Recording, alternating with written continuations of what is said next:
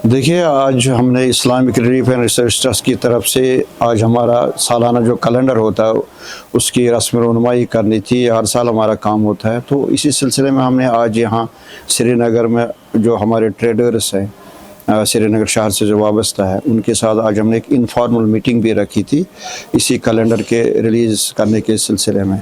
चूँकि हम इस वक्त अब ऐसे बहरान में फंसे हैं कि हमारे पास इतने यतीमों की तादाद बरमार हुई है, तादाद यतीमों, बेवाओं, मोहताजों, मिस्किनों की, कि उन्होंने अब गदागरी का पेशा इख्तियार करना शुरू किया है, जो कि इस्लाम में मना है। और समाजी एतबार से भी अगर हम देखें तो गदागरी एक बहुत बड़ा जुर्म भी है और एक बहुत बड़ी लानत भी है। तो हमारी कोशिश है कि इस गदागरी को यहाँ से जड़ से उखाड़ दिया जाए, इसको समाज से ख़त्म किया जाए। लेकिन इसके लिए तरीके ढूंढने हैं।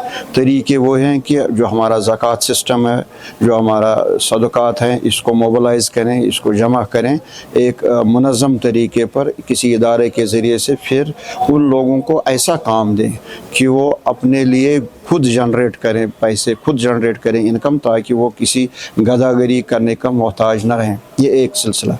दूसरी बात यह है कि जो हमारा जो पहला फोकस है जो हमारे ट्रस्ट का, वो है कि एजुकेशन, बच्चों को तालीम दिलाना।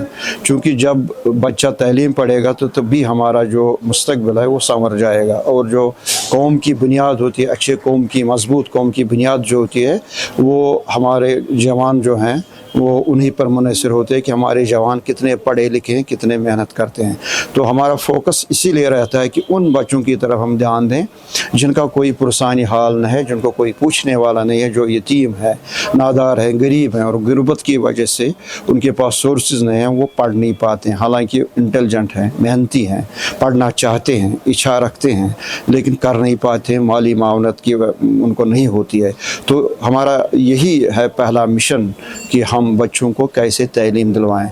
इस सिलसिले में हमने यतीम खाने कायम किए हैं, वहाँ खुर्दनोश, उनकी रिहाइश, पढ़ाई सब इंतज़ाम करते हैं जिनके पास कोई रिहाइश का इंतज़ाम नहीं है। इसके अलावा हमारे पास सैकड़ों के तादाद में ऐसे बच्चे हैं जिनकी हम माहाना स्पॉन्सरशिप जिसको हम कहते हैं, उनको हम स्पॉन्सर करते हैं, उनको मंथली उनके अकाउंट में पैसे डालते हैं ताकि वो अपनी जो उनकी तालीम है उसको जारी रखें। इस साल हमने तकरीबन 80 लाख से ऊपर पैसा इन बच्चों में तकसीम किया, इनके अकाउंट में डाला, ताकि वो उनकी, चाहे कोई MBBS करता है, कोई M.Tech करता है, कोई B.Tech करता है, कोई BSc नर्सिंग करता है, या कोई आर्ट्स की तालीम पढ़ता है, उनको वो तालीम ना रुके, उनकी वो तालीम जारी वो सारी रहे।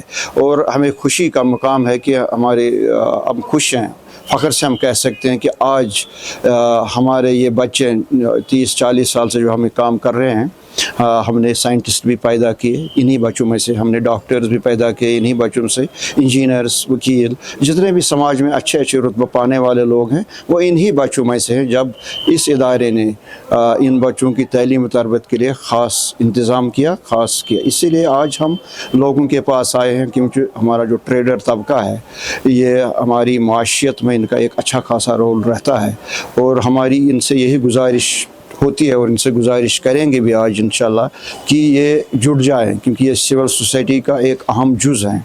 ये हमारे साथ जुड़ जाएं और हमारा ताउन दें जहाँ भी इनका मुमकिन हो, ताकि ये हमारा जो मिशन है इसको हम आगे लें। देखिए, ये सही बात है कि जो गदागरों की तादाद है वो बहुत बड़ी है, बाहर से भी लोग आते हैं। हालांकि कानून हमारे पास है, कानूनी एतबार से स्टेट की ज़िम्मेदारी बनती है कि गदागरी को ख़त्म करें, और ये जुर्म भी है। लेकिन इस पर जो एजेंसीज़ हैं वो नहीं इसको अमलाते हैं। लेकिन इसके साथ साथ समाज में जो हम जैसी तंजीमें या जो लोग हैं जो समाज को सुधारने की कोशिश करते हैं, हमें भी चाहे कि इस गदागरी को किसी न किसी तरीके से ख़त्म करें।